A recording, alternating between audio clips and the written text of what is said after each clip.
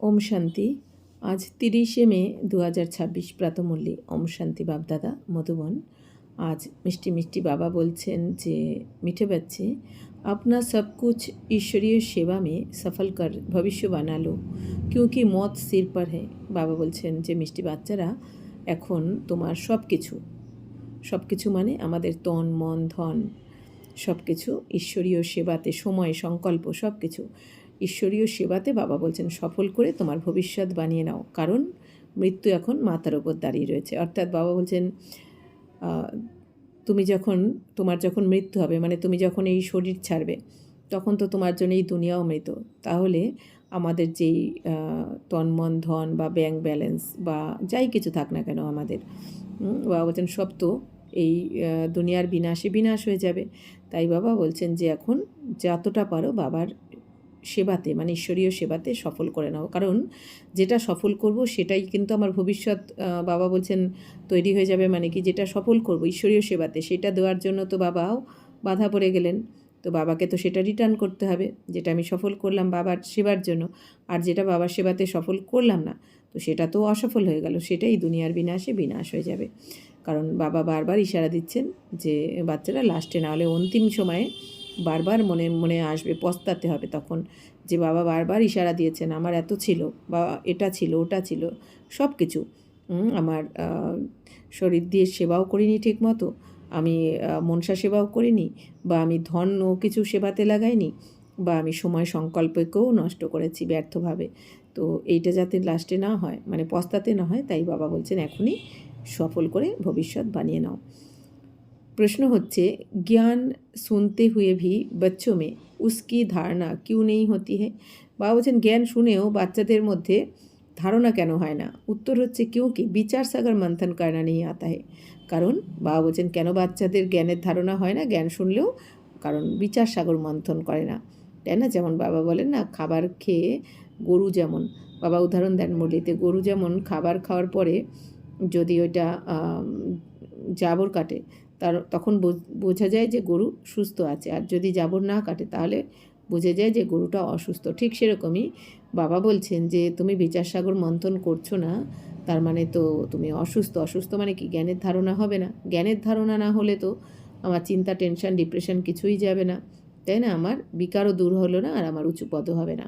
তাই বাবা বলছেন যে যত তুমি বিচার সাগর মন্থন করবে, যে বাবা আমাকে কি বলল, যে কোনো মনের মতো একটা করে পয়েন্ট যদি আমরা নিই, বা যদি আমরা বরদানটার উপরেও মনন চিন্তন করি, বরদান স্লোগান এরকম, বা ধারণাতে যে পয়েন্টগুলো থাকে, বা প্রথমেই মিঠে বাচ্চে বলে যে পয়েন্ট থাকে, যে কোনো আমরা যদি কোনো একটা পয়েন্ট মুরলির মধ্যে থেকে নিয়ে একটা দুটো পয়েন্ট ওইটার ভেতরে গভীরে যদি যাই, যে বাবা কি বলতে চাইলেন, কেন বলতে চাইলেন, এটা করলে কি হবে আর না করলে কি হবে, আমি যদি বাবার এই কথাটা মেনে চলি তাহলে আমার কি কি লাভ বা কি কি লস, আর যদি না মেনে চলি তাহলে আমার কি কি লাভ হবে আর কি কি ক্ষতি হবে, এগুলো মনন চিন্তন করতে হবে, তাই না। যে সমস্ত, তাহলে তখন আস্তে আস্তে বাবা বলছেন তোমার মধ্যে তোমার নিজেই বুঝতে পেরে যাবে মনন চিন্তন করলে, যে এটা যদি আমি মেনে চলি তাহলে আমার কত আমি নিশ্চিন্তে থাকতে পারবো, স্বয়ং বাবা আমার দায়িত্ব নিচ্ছেন, তখন আপনি আপ তোমার মধ্যে জ্ঞানের ধারণা এসে যাবে।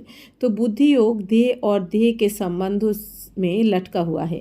तो बाबा बोलছেন पहले जब बुद्धि से मुंह निकले तब कुछ धारणा भी हो। बाबा बोलছেন যে জ্ঞান শুনেও বাচ্চাদের ধারণা কেন হয় না, কারণ বুদ্ধিযোগ রয়েছে দেহধারীদের প্রতি, সম্বন্ধ এই দুনিয়ার দেহ আর দেহের সম্বন্ধে যারা রয়েছে, মা বাবা ভাই বোন স্বামী স্ত্রী সন্তান বন্ধু বান্ধব প্রেমিক প্রেমিকা যার যেরকম, তো বাবা বলছেন তাদের প্রতি মন এমন জুড়ে রয়েছে, বাবা বলছেন এই জন্য জ্ঞানের ধারণা করতে পারে না। বারবার তো ক্ষণে ক্ষণে মানে কি তাদের কথাই ভাবছে, দিন রাত কাজকর্ম করতে করতে, তো সবাই বাবা বলছেন এই দুনিয়ার কথা ভাবছে, এই দেহের কথা না হলে দেহের সম্বন্ধের কথা, বা যার প্রতি আকর্ষণ রয়েছে, যে সেটা ব্যক্তি বস্তু পদার্থ যাই হোক না কেন, তো যেখানে মন বুদ্ধি লটকে রয়েছে, বাবা বলছেন সেই জন্য জ্ঞানের ধারণা হয় না বাচ্চাদের।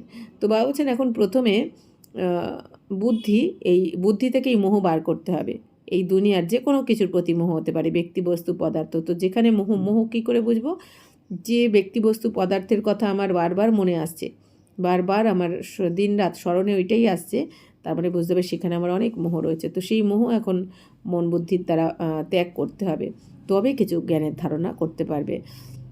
কারণ এখন এই দুনিয়ায় সব কিছু যাওয়ারই আছে, তো এটা মনন চিন্তন করে নিজের মনকে বোঝাতে হবে। मोह ऐसी चीज़ है जो एकदम बंदर बना देता है, इसलिए बाप बच्चों को पहला पहला वायदा याद दिलाते हैं, देह से ही देह के सब संबंधों को भूलो और मुझे याद करो। বাবা বলছেন মোহ এমনই একটা জিনিস যে একদম বাদরের মতো বানিয়ে দেয়। কেন বাদরের উদাহরণ এই জন্য দিলেন, বাদরের এত মোহ থাকে, লোভও থাকে, বাদরের এত লোভ থাকে যে ও মুখেও খাবার নেবে, হাতেও নেবে, পায়েও খাবার নেবে। আবার মোহ এত থাকে সন্তানের প্রতি বাদরের, যে সন্তান মরে গেলেও সেই মরা সন্তানকে নিয়ে নিয়ে কিন্তু ঘুরে বেড়াতে থাকে রোজ। তো এই জন্য মানে এত মোহ ছাড়তে চায় না। তো সেরকমই বাবাও বলছেন কি তোমাদেরও এরকম মোহ যখন ত্যাগ হবে, তার মানে কি এই দুনিয়াতে যে আমাদের ব্যক্তি বস্তুর প্রতি সম্বন্ধ জুড়ে রয়েছে, যে কোনো সম্বন্ধে, বিশেষ করে ছোটদের প্রতি, স্বামী স্ত্রীর মধ্যেও মোহ থাকে, প্লাস সন্তান নাতিপুতি এদের প্রতি মোহ থাকে। কিন্তু তখন বুঝতে হবে যে এরা এই যাদেরকে আমি মনে করছি আমার সন্তান বা স্ত্রী বা স্বামী বা নাতিপুতি, এদের তো পরমধাম থেকে নিয়ে নাবিনি আমরা। আমি আত্মা নেবেছি এই দুনিয়াতে। তো এই দুনিয়াতে এসে এই পার্ট প্লে করার জন্য, 84 জন্ম পার্ট প্লে করার জন্য 84টা আলাদা আলাদা মা বাবা ভাই বোন সন্তান সব কিছু পেয়েছি, বাড়ি ঘর দোর সব কিছু আমাদের কিন্তু ইউজ করার জন্য এই দুনিয়াতে, এই নাটকের পার্ট প্লে করার জন্য ড্রামা অনুযায়ী আমরা সব কিছু ইউজ করেছি, পেয়েছি। এখন আমাদের নাটক শেষ, তো এই জন্য এবার এখানেই রেখে যেতে হবে সব কিছু। যেরকম এই দুনিয়াতে আমরা দেখি সিনেমাতে বা সিরিয়ালে যারা অ্যাক্টিং করে, তারা কিন্তু এই অ্যাক্টিং করার জন্য অনেক কিছু, অনেক রিলেশান ওইখানেও হয়, কিন্তু তারা কিন্তু যখন ওই সিনেমা বা সিরিয়াল শেষ হয়ে যায়, তারা কি তাদেরকে নিয়ে তার ঘরে চলে যায় না, তাই না? তার মানে কি ওইটা অ্যাক্টিং করার জন্য তারা ইউজ করেছে বা পেয়েছিল। ঠিক সেরকমই আমরা আত্মারা, প্রত্যেক আত্মারই আমরা পাঠধারী আত্মা। এই ড্রামাতে 84 জন্মের ড্রামাতে আমরা পাঠধারী আত্মা। তাহলে এখানে ড্রামার পার্ট প্লে করেছি 5000 বছর ধরে, এখন পাঠ সমাপ্ত, নাটক সমাপ্ত, এবার তো ঘরে ফিরতে হবে। এই জন্য বাবা বলছেন তোমরা নাটকের পার্ট প্লে করতে করতে এই যে মোহতে পড়ে গেছিলে, মোহর জালে যে ফেসে গেছো, এই মোহ তো এখন ত্যাগ করতে হবে, কারণ সব কিছু এবার ছেড়ে যেতে হবে তোমাকে। কিছু নিয়েও আসিনি আমরা পরমধাম থেকে, কিছু সাথে করে নিয়েও যেতে পারবো না, কাউকে না, না কোনো ব্যক্তি, না কোনো বস্তু, না কিচ্ছু না। তাই বাবা বলছেন সব কিছুর থেকে মোহ এখন তোমাদের বার করে দেওয়া উচিত। যে এখানে যাদেরকে আমি ভাবছি আমার, তারা কেউ আসলে আমার নয়, তাই না? এই জন্মে যে আমার মা বাবা ভাই বোন স্বামী সন্তান, তারা তো আগের জন্মে অন্য কোনো রিলেশনে ছিল, তার আগের জন্মে আবার অন্য রিলেশনে ছিল। তো প্রতি জন্মেই আলাদা আলাদা চেঞ্জ হয়েছে। তাহলে এই জন্মে আমার কোত্থেকে আসলো? আগের জন্মেও আমাদের প্রিয়জনরা ছিল, তারা তো কেউ আমাদের সাথে এখন নেই। জন্মগুলোতে যাদেরকে আমরা মনে করেছি এ আমার ও আমার, তারা কিন্তু আজকে নেই। তাহলে এই জন্মেও যাদেরকে আমার আমার ভাবছি, তারাও কেউ থাকবে না। আসলে তো প্রত্যেক আত্মারা রোল প্লে করছে, যেরকম আমরা আত্মারাও কারো মায়ের রোল প্লে করছি, কারো দিদির, কারো ভাইয়ের, কারো স্ত্রীর, কারো স্বামীর, কারো বন্ধু বান্ধবদের বা সন্তানের, কিছু না কিছু রোল আমরা সবাই প্লে করছি। তো রোল প্লে শেষ হয়ে গেলে, মানে নাটক শেষ হলে এখন ঘরে ফিরতে হবে। তাই বাবা বলছেন মোহকে একদম সমাপ্ত করতে হবে। তাই বাবা বলছেন এই মোহ তোমাদের বাঁদরের মতো বানিয়ে দিয়েছে, ইসলিয়ে বাপ বাচ্চাকে পয়লা পয়লা বায়দা ইয়াদ দিলাতে। এই জন্য বাবা প্রথম বাচ্চাদের কোনটা স্মরণ করিয়ে দিচ্ছেন, যে বাচ্চারা এই দেহসই দেহের সমস্ত সম্বন্ধকে ভুলে এক বাবাকে স্মরণ করতে হবে। যদি সম্বন্ধ বানাতে হয়, বাবা কি বলেন যে সর্বসম্বন্ধ এখন আমার সাথে বানাও তোমরা। गीत बेजेছে भोलेनाथ से निराला ओम शांति। बाप बैठ समझाते हैं आप बच्चों को ये तो अच्छी तरह मालूम है कि बेहद के बाप को ही कहा जाता है, बिगड़ी को बनाने वाला। श्री कृष्ण बिगड़ी को सुधार नहीं सकते। गीता का भगवान श्री कृष्ण नहीं, शिव है। तो शिव बाबा रचयिता है और श्री कृष्ण है रचना। তো বাবা বলছেন যে বাবা বসে তো বাচ্চাদেরকে বোঝাচ্ছেন। তো এখন বাচ্চারা এটা তো ভালো করে বুঝে গেছে যে অসীম জগতের পিতাকেই বলা হয়, আমাদের অসীম জগতের পিতা শিব বাবার জন্যই এই কথা বলা হয় যে বিগড়িকো বানানেওয়ালা, মানে বাবাই এসে খারাপকে এখন ভালো করেন, মানে তমপ্রধান দুনিয়াকে এখন শতপ্রধান বানাচ্ছেন বাবা, বা ভ্রষ্টাচারীদেরকে শ্রেষ্ঠাচারী বানাচ্ছেন। তাহলে শ্রীকৃষ্ণ কিন্তু এই খারাপ হয়ে যাওয়াকে কিন্তু শোধরাতে পারে না, শ্রীকৃষ্ণর আত্মা সংশোধন করতে পারে না বা ঠিক করতে পারে না।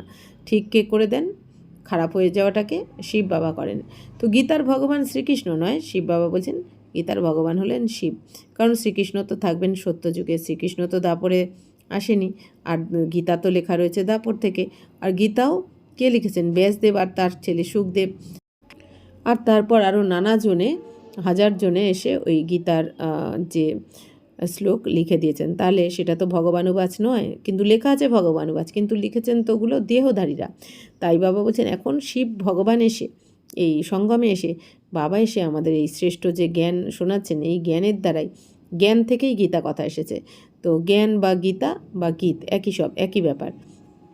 তো এখন বাবা এসে আমাদের অরিজিনাল গীতা জ্ঞানের দ্বারাই কিন্তু সদ্গতি দিচ্ছেন।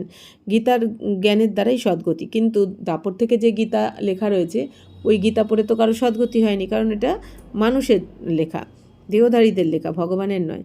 তাই বাবা বলছেন ভগবান হলেন শিব। আর এখন শিব বাবা এসে যে আমাদের অরিজিনাল গীতা জ্ঞান শোনাচ্ছেন, এই গীতা জ্ঞান শুনেই কিন্তু আমাদের গতি সদ্গতি হয়ে যাচ্ছে। তো শিব বাবা রচয়িতা হে और শ্রীকৃষ্ণ হে রচনা। তো শিব বাবা হলেন রচয়িতা মানে বাবা, পিতা, আর শ্রীকৃষ্ণ হচ্ছেন রচনা মানে সন্তান। তো স্বর্গ কা বর্ষা দেনেওয়ালা, স্বর্গ কা রচয়িতা হি হো সকতা হ্যায়। তাহলে স্বর্গের রচয়িতাই তো স্বর্গের উত্তরাধিকার দেবেন। তো বাবা বলছেন কিন্তু এই ভারত কি মুখ্যে বাড়িতে বাড়ি ভুল হয়, কিন্তু ভারতের তো এটা বড় ভুল করে দিয়েছে যে শিব বাবার পরিবর্তে শ্রীকৃষ্ণের নাম বলে দিয়েছে সে যে ভগবানুবাজ। তো শ্রীকৃষ্ণ কো বাবা কে নেই সকতা, বর্ষা বাবা সে হি মিলতা হে। বাবা বলছেন শ্রীকৃষ্ণকে কিন্তু কেউ বাবা বলবে না, শ্রীকৃষ্ণ তো ছোট বাচ্চা। বাবা বলছেন যে এই জন্য, আর এই কথাও কেউ বলে না যে কৃষ্ণ বাবা, বরঞ্চ সবাই একটু কথা বলে ভোলে বাবা। তাই বাবা বলছেন কৃষ্ণকে কেউ বাবা বলবে না। তো বর্ষা বাবা সেই মিলতা হয়। বাবা বলছেন এই তাহলে উত্তরাধিকার আমরা স্বর্গের উত্তরাধিকার শিব বাবার থেকেই পাই। और भारत को ही মিলা থা। বাবা বলছেন আর ভারতবাসীরাই কিন্তু এই বাবার থেকে উত্তরাধিকার পেয়েছিল, মানে স্বর্গের উত্তরাধিকার। ভারত মেহি শ্রীকৃষ্ণ শাহজাদা রাধে শাহজাদি গাই হুই হে। বাবা বলছেন ভারতেই কৃষ্ণ শাহজাদা আর রাধা হচ্ছে কি শাহজাদি, মানে রাজকুমার আর রাজকুমারী গায়ন করা হয়। তো মহিমা উঁচতে উঁচ এক বাপ কি হ্যাঁ। বাবা বলছেন তাহলে মহিমাকার উঁচুর থেকে উঁচু বাবারই কিন্তু মহিমা গায়ন হয় শিব বাবার। তো শ্রীকৃষ্ণ হ্যাঁ উঁচতে উঁচ রচনা, বিশ্বকা মালিক। তো মহিমা হয় একমাত্র শিব বাবার, উঁচুর থেকে উঁচু। কিন্তু বাবা বলছেন তো শ্রীকৃষ্ণ হচ্ছেন কি উঁচুর থেকে উঁচু রচনা, রচয়িতা বলা হবে না শ্রীকৃষ্ণকে। শ্রীকৃষ্ণ হচ্ছেন বিশ্বের মালিক, আর বাবা তো বিশ্বের মালিক হন না, তাই না? বাবা তো জন্ম মৃত্যুর চক্রে আসেন না, এই জন্য বাবা কিন্তু রচয়িতা। তো উনকো কাহা যাতা হে সূর্যবংশী ডিটি ডিনাস্টি। তাহলে যে শ্রীকৃষ্ণের আত্মা যেখানে থাকবেন সেই বংশকে কী বলা হবে? সূর্যবংশী, দৈবী দুনিয়া, দৈবী ঘরানা আমাদের। তো গীতা আদি সনাতন দেবী দেবতা ধর্ম কা শাস্ত্র হে। এই যে বাবা সব কিছু ক্লিয়ার করছেন যে এই গীতা হচ্ছে কি আদি সনাতন দেবী দেবতা ধর্মশাস্ত্র। কেন কি এই যে শ্রীকৃষ্ণ যে উঁচুর থেকে উঁচু রচনা, শিব বাবা রচয়িতা, শ্রীকৃষ্ণ রচনা। শ্রীকৃষ্ণ কে হবেন? বিশ্বের মালিক হবেন। তাহলে সূর্যবংশী দৈবী ঘরানায় থাকবেন শ্রীকৃষ্ণের আত্মা। তো শ্রীকৃষ্ণের আত্মা এই পদটা কী করে পেলেন? শ্রীকৃষ্ণের আত্মা আগের জন্মে শিব বাবার কাছে রাজযোগের জ্ঞানের দ্বারা, অর্থাৎ গীতা জ্ঞানের দ্বারাই তো এই জন্মটা পেয়েছেন, এই পদটা পেয়েছেন। এই জন্য বলা হয় কি গীতা আদি সনাতন দেবী দেবতা ধর্মের শাস্ত্র। অর্থাৎ এই গীতা জ্ঞানের দ্বারাই কিন্তু বাবা এই আমাদের আদি সনাতন দেবী দেবতা ধর্মের শাস্ত্র স্থাপন করেন আর আমাদের এই দৈবী দুনিয়ায় নিয়ে আসেন।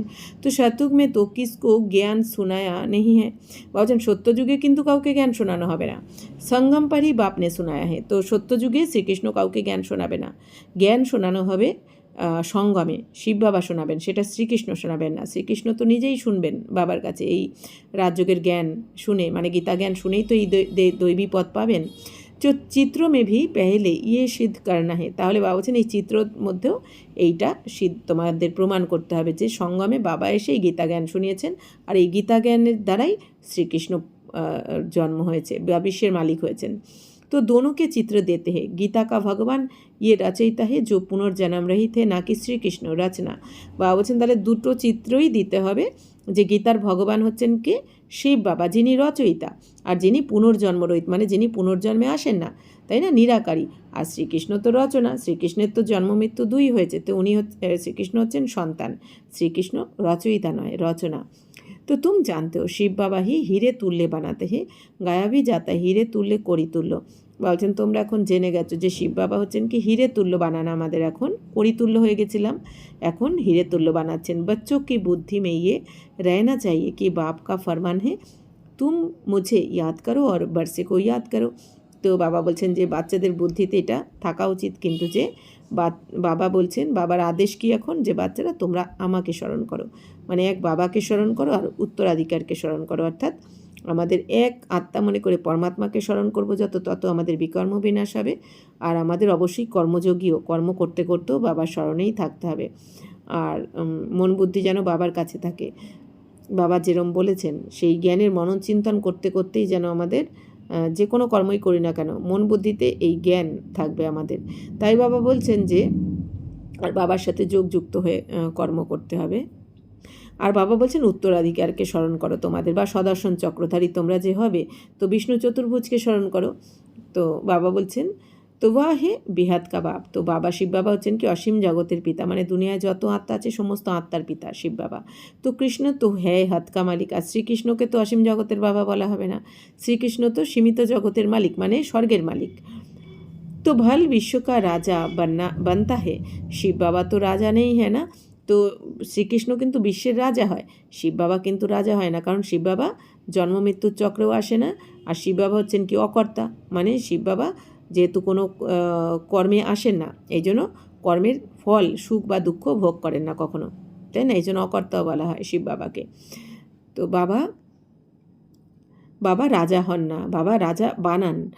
গীতা কি বাস্তব মে বড়ি মহিমা है, তো গীতার মহিমা তো অনেক বাস্তবে, তো এই জন্য বলা হয় গীতাকে সর্বশাস্ত্র শিরোময়ী গীতা। তো সাথ সাথ ভারত কি ভি মহিমা है, তার সাথে সাথে ভারতেরও মহিমা রয়েছে গীতার সাথে সাথে।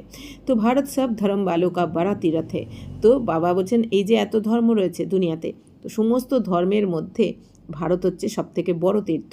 তো সির্ফ কৃষ্ণ কা নাম ডালনে কে কারণ সারা महत्व उड़ गया है, কিন্তু এই যে ভারতেই শিব বাবা অবতরণ করেন, বাবার জন্ম ভারতেই হয়, এসে ভারতবাসীদেরকেই বাবা এই গীতা জ্ঞান শুনিয়ে দেবী দেবতা বানান, মানুষ থেকে দেবী দেবতা বানান। তো যেহেতু বাবা এখানেই আসেন, এই জন্য ভারত হচ্ছে সবথেকে বড় তীর্থ, আর ভারতেই বাবা স্বর্গ স্থাপনা করেন, কিন্তু বাবার পরিবর্তে শ্রীকৃষ্ণের নাম দেওয়াতে বাবা বলছেন বাবার মহত্ব নেই কোনো। তো ইস কারণেই ভারত কৌরি তুল্য বন গয়া হে, এই কারণেই যেহেতু ভগবানের গুরুত্ব দেওয়া হয়নি, মহত্ব দেওয়া হয়নি, পরিবর্তে সন্তানের নাম দিয়ে দেওয়া হয়েছে, তো এই জন্য ভারত করিতুল্য হয়ে গেছে। হ্যাঁ তো ড্রামা অনুসার পরন্তু সাবধান করনা হতা হে, তো বাবা বলছেন যা কিছু হয়েছে ড্রামা অনুযায়ী হয়েছে, ড্রামা তো অ্যাকুরেট, কিন্তু তবুও বাবা বলছেন বাবার তো কাজ সাবধান করা, তো তোমরা এটা তো ভুল করেছো, বাপ সমঝাতে বহুত আচ্ছি রীতি, তো বাবা কত সুন্দর করে আমাদের বোঝান, তাই না, বাবা ভুলটাও ধরেই দিচ্ছেন, আবার তার সাথে সাথে এটাও বলছেন বাচ্চারা এটা আবার ড্রামা অনুযায়ী হয়েছে যা কিছু, কারণ প্রতিকল্পে এটাই হয়ে থাকে। দিন প্রতিদিন গুয়ে বাতে सुनाते रहते हैं तो फिर पुराने चित्र को बदल कर दूसरा बनाना पड़े, বা বলছেন এখন দিন প্রতিদিন এই গুজ্জ রহস্য বাবা তো আমাদের শোনাতে থাকেন, সমগ্র এই 5000 বছরের যে রহস্য বাবা আমাদের একটু একটু করে রোজ বলতে থাকেন, তাই না, যেটা আমাদের কিছুই জানা ছিল না। তো এই জন্য বাবা বলছেন তারপর পুরনো চিত্রকে এখন বদলে দ্বিতীয়টাও বানাতে হয়, মানে এই পুরানো দুনিয়াকে বদলে বাবাকে এখন নতুন দুনিয়াও বানাতে হচ্ছে। তো ইয়ে তো অন্ত তক হোতা হি রহেগা, তো যতদিন না নতুন দুনিয়া আমাদের এসে যাচ্ছে, সম্পূর্ণ নতুন দুনিয়ার গেট খুলছে, ততদিন এইগুলো চলবে আর কি, তো এরকম হতে থাকবে। তো বাবা বলছেন बच्चों को बुद्धि में अच्छी रीति रखना चाहिए शिव बाबा हमको बरसा दे रहे, বাবা বলছেন বাচ্চারা তোমাদের বুদ্ধিতে এখন ভালো করে ধারণ করতে হবে যে শিব বাবাই আমাদের উত্তরাধিকার দিচ্ছেন, কৃষ্ণ নয়, কৃষ্ণ তো নিজেই নিচ্ছেন বাবার থেকে উত্তরাধিকার, স্বর্গের উত্তরাধিকার। कहते हैं मामे कम याद करो तो विकर्म विनाश होंगे, কিন্তু এখন বাবা বলছেন বাবা যে উত্তরাধিকার দিচ্ছেন আমাদের স্বর্গের, তো এই স্বর্গের উত্তরাধিকার তো এমনি পাওয়া যাবে না, বাবাকে স্মরণ করে বিকর্ম বিনাশ করতে হবে, কারণ ওখানে নির্বিকারী দুনিয়া ওটা, তাহলে এই আমাদের পাপ কর্মের বোঝা মাথায় নিয়ে কিন্তু এই দুনিয়া যাওয়া যায় না। তাই বাবা বলছেন যেরকম আমরা এখন যেরকম ড্রেস পরে আছি, এই ড্রেস পরে তো আর কেউ বিয়ে বাড়ি যাবো না, তাই না, তার জন্য আমাদের সেরকম মেকআপ করতে হবে, ঠিক সেরকমই বাবা বলছেন তাহলে সত্যযুগে যাওয়ার মতন তোমাদের ওই রকম শৃঙ্গার চাই, দেবী দেবতার মতন, ওইটা দৈবী দুনিয়া, তো দৈবী গুণ চাই, তোমাদের শৃঙ্গার করতে হবে, তো সেই শৃঙ্গারটাই বাবা এখানে আমাদের করছেন সঙ্গমে। তাই বাবা বলছেন যে তো পাপ ভস্য করতে হবে তোমাকে বাবার স্মরণে থেকে, তবেই বাবার থেকে উত্তরাধিকার পাওয়া যাবে। কৃষ্ণকে ইয়াদ করনে সে বিকর্ম বিনাশ নেই হোঙ্গে। এখন কৃষ্ণকে স্মরণ করলে কিন্তু তোমাদের বিকর্ম বিনাশ হবে না। ওহা সর্বশক্তিমান তো হ্যাঁ নেই। তো শ্রীকৃষ্ণ তো সর্বশক্তিমান নয়, সর্বশক্তিমান তো শিব বাবা। তো সর্বশক্তিমান বাপ হ্যাঁ, বারসা ভি বাহ দিতে হ্যাঁ, তো উত্তরাধিকারও বাবাই দেন আমাদের। মনুষ্য কৃষ্ণ কহি ইয়াদ করতে রাইতে, কিন্তু এই দুনিয়া না জানার কারণে, আর বাবা যেহেতু নিরাকার, বাবা তো বিন্দু স্বরূপ দেখা যায় না, আর এই দুনিয়ায় সবাই যেহেতু দেহবানে এসে গেছে, এই জন্য সবাই শ্রীকৃষ্ণকেই স্মরণ করতে থাকে। তাই বাবা বলছেন अच्छा मनुष्य कृष्ण को ही याद करते रहते। तो अच्छा समझो कृष्ण ने कहा है, वह भी कहते हैं देह के संबंध छोड़ मामेकम याद करो। आत्मा तो बाप को याद करेगी ना। তাহলে বাবা বলছেন আচ্ছা মনে করো কৃষ্ণই বলেছেন, তো তাহলে কি বলা হচ্ছে, কৃষ্ণ দেহের সম্বন্ধকে ছেড়ে আমাকে স্মরণ করো। তাহলে বাবা বলছেন আত্মা তো তার মানে বাবাকেই স্মরণ করবে, তাই না, যেহেতু দেহের সম্বন্ধকে ছাড়তে বলছে। তো কৃষ্ণ তো সবই আত্মাও কা বাপ নেই হ্যাঁ। এবার কৃষ্ণ তো সমস্ত আত্মার বাবা নয়, তাহলে কাকে স্মরণ করতে হবে? সমস্ত আত্মার পিতা পরমাত্মাকেই স্মরণ করতে হবে। ইয়ে সব বিচার সাগর মন্থন কর বুদ্ধি মে ধারণ করনা চাইয়ে। তাহলে বাবা বলছেন এগুলো মনন চিন্তন করতে হবে তোমাদের, যে যদি কৃষ্ণই বলে থাকতেন এই কথা, যে সর্বধর্ম পরিত্যাজ্য মামেকম শরণম ব্রজ, এই কথা লেখা রয়েছে গীতাতে, যে সব ধর্ম পরিত্যাগ করে এখন আমাকে স্মরণ করো তোমরা। তাহলে শিব বাবা বলছেন যে যে কৃষ্ণ তো এখন সবার বাবা নয়, সবার বাবা হতে পারে না, তাহলে সমস্ত আত্মার পিতাকে পরম পিতা পরমাত্মা, তাই না। তাহলে বাবা বলছেন যে এই সমস্ত কথা এখন বুদ্ধিতে তোমাদের ধারণ করতে হবে, যে করে তারপর বাবা বলছেন মনন চিন্তন করে ধারণ করতে হবে। कोई मुंह में फंसने के कारण फिर धारणा नहीं कर सकते हैं।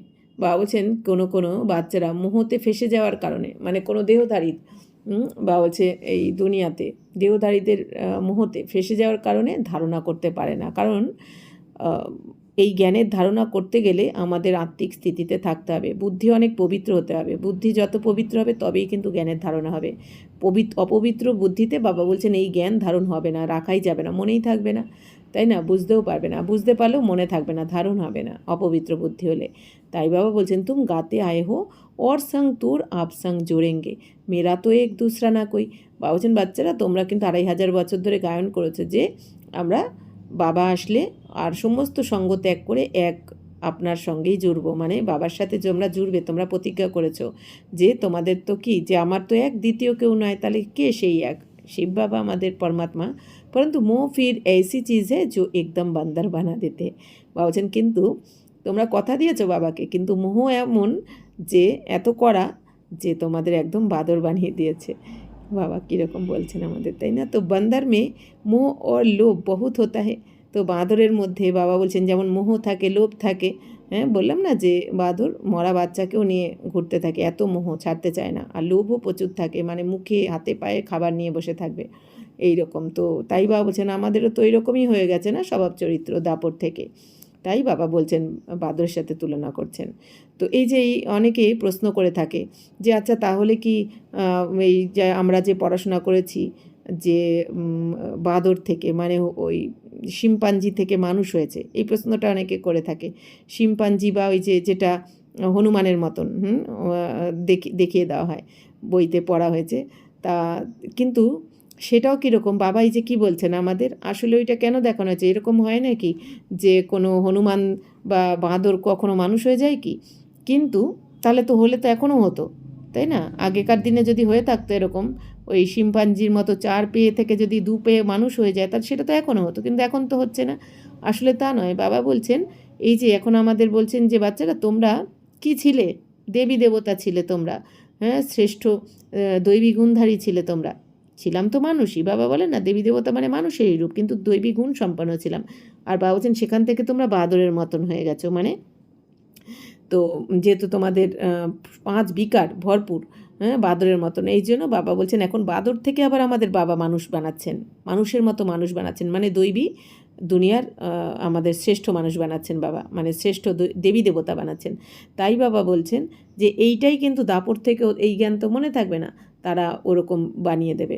কিন্তু আসলে বাবা বলছেন আমাদেরকেই তুলনা করছেন বাঁদরের সাথে বাবা। তো সাহুকার लोगों को भी समझाया जाता है कि अभी मौत सामने खड़ा है। বা বলছেন যারা ধনী সাহুকার তাদেরও বোঝানো হচ্ছে যে মৃত্যু তো সামনে দাঁড়িয়ে রয়েছে। ইয়ে সব ঈশ্বরীয় সেবা মে লাগাও ভবিষ্য বানালো। তাহলে বা বলছেন এই সব কিছু এখন ঈশ্বরীয় সেবাতে লাগিয়ে নিয়ে তোমরা ভবিষ্যৎ বানিয়ে নাও, না হলে বা বলছেন পরন্তু বান্দার মুআফিক লটক পড়তে ছোড়তে নেই হ্যাঁ, কিন্তু বাদরের মতো তারা বা বলছেন সব কিছুর মুহূর্তে একদম যেন লটকে রয়েছে, আঁকড়ে ধরেছে, সব ছাড়তেই চায় না। বাপ कहते जो भी देह সেই দেহকে সম্বন্ধে উনসে বুদ্ধিযোগ হাটাও। এখন বাবা কি বলছেন, বাচ্চারা এই দেহর থেকেও বুদ্ধিযোগ হাটিয়ে নাও, কারণ এইখানে কোনো দেহদারিরাই থাকবে না। তুমি যাকে আপনজন মনে করছো কেউ তোমার আপন নয়। বাবা বলছেন সবাই তো আমার সন্তান, হ্যাঁ তাই না? বাবাই যেন বলেন পরের জিনিসকে নিজের ভাবা, এটা তো অন্যায়। তো সবাই বাবার সন্তান আত্মারা, আমরা আত্মারা ভাই ভাই। বাকি এই যে ফেসে রয়েছি জন্ম মৃত্যুর চক্রে আস্তে আস্তে, আমি আমার আগের জন্মেও ছিল, আমি আমার করেছি, তারা আজকে কেউ নেই, আজকে এই জন্মেও করছি আমি আমার, কিন্তু এই শরীর ছাড়লে কিছুই থাকবে না, পরের জন্মে আবার সেটাও ভুলে যাব। তো সেটাই বাবা বলছেন এখানে, অ্যাক্টিং করার জন্য, এই নাটকের পার্ট প্লে করার জন্য সবাইকে তুমি পেয়েছো, তো পার্ট শেষ হয়ে গেলে তো সবাইকেই ত্যাগ করে আবার তোমাকে ঘরে ফিরতে হবে। এই জন্য বাবা বলছেন যে বুদ্ধিযোগ সবার থেকে এখন বার করে নাও, তোমরা মোহ থেকে নিজেকে মুক্ত করো। তো এটা মনন চিন্তন ছাড়া তো হবে না, তাই বাবা বলছেন মনন চিন্তন করলে তবেই জ্ঞানের ধারণা করবে তোমরা। আর আত্মারা তো মরে না কেউ, কেউ প্রিয়জন ছেড়ে চলে গেলে আমি আমার আমার করতে থাকে, আমাকে ছেড়ে চলে গেল হায় হায় করতে থাকে, কাঁদতে থাকে। বাবা কালকেও বলছিলেন না, হায় ভগবান হে রাম বলতে থাকে, কিন্তু আত্মা তো মরেনি, শরীর ত্যাগ করেছে, তারা ড্রেস চেঞ্জ করেছে, আছে তো এই দুনিয়াতেই, তাদেরও তো কার্মিক অ্যাকাউন্ট রয়েছে, তাই না?